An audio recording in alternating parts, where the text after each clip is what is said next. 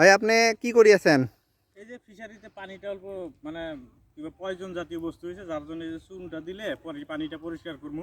ও এলে চুন নাকি? হ্যাঁ, এগুলো চুন ভিজাইছি। আমি আরো ভাবছি দই নাকি। না না না, এগুলো চুন। এই যে ও আচ্ছা আচ্ছা। এই যে কয় কেজি চুন আছে এতে? এখানে 9 কেজি চুন আছে। আর পুকুরি কতখানি এরিয়া? এটা আছে 3 বিঘা।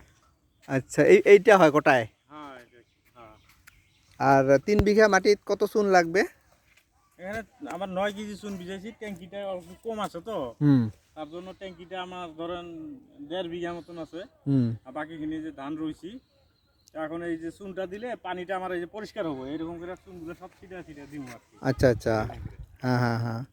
তাহলে পানি কয়দিন পাছত পরিষ্কার হবো? এটা ধরেন 2 দিনের ভিতরে পানিটা পরিষ্কার হয়ে যাবো গা। মাছের কোনো ক্ষতি না হয়? না হয় না হয়।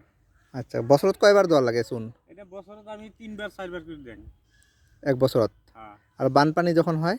বানপানি হলে তখন না লাগে, পানিটা বহুত ফ্লাড মানে পানিটা থাকে, ফিশারি ভর্তি পানি থাকে, হুম। তখন পানিটা খারাপ হয় না আর কি। ও আচ্ছা, যখন পানি কমে যায় তখন হ্যাঁ। খারাপ হয়। ঠিক আছে দাদা, ধন্যবাদ।